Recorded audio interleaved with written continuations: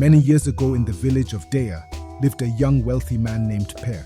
Per was not only wealthy but also kind, humble, and well respected. He was the dream of every young lady in the village, leading to a silent competition among them over who would marry him.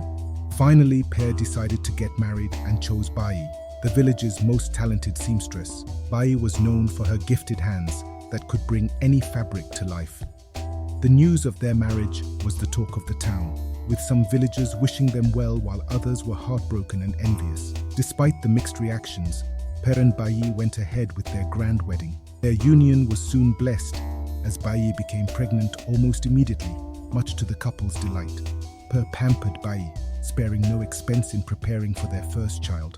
On the day of the baby's arrival, Per eagerly awaited the news outside the house. The midwife came out, announcing that Bai had delivered a baby boy, but the joy was short-lived, as she also revealed the baby was stillborn. Per was devastated as he comforted his grieving wife.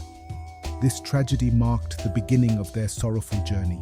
Months later, Bai became pregnant again. This time, Per took extra precautions to ensure everything went smoothly. Despite his efforts, the couple faced another heartbreak when Bai delivered another stillborn. The repeated loss took a toll on both of them, particularly Bai, who was shattered by the experiences.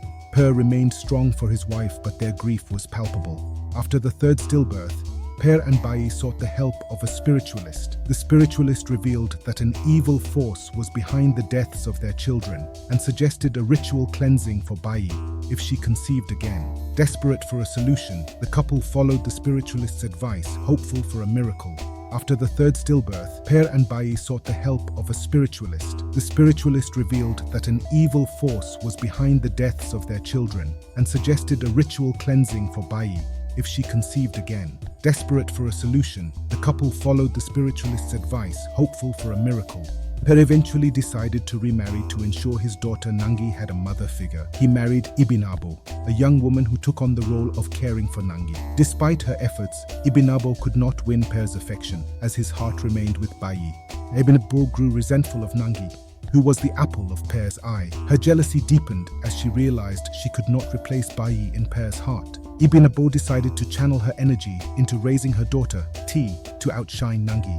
Nangi and T grew up together, with Nangi displaying a calm and humble nature reminiscent of her mother Bai. In contrast, T developed a spirit of rivalry, instilled in her by Ibinabo, who constantly encouraged her to surpass Nangi in every way. Nangi discovered her passion for fashion and dressmaking, a talent she inherited from her mother. She began sneaking out to learn from a local tailor, Amy, who recognized Nangi's natural talent and allowed her to work in the shop. Ibinabo noticed Nangi sneaking out and sent T to follow her. When T reported back that Nangi was learning to sew, Ibinabo was furious. She confronted Nangi, determined to stop her from pursuing her passion and to ensure that T would be the one in the limelight. Per noticed Nangi's sadness, and upon learning about her passion for sewing, decided to support her. He brought out Bai's old sewing machine and promised to provide fabrics for Nangi to work with, allowing her to sew from home.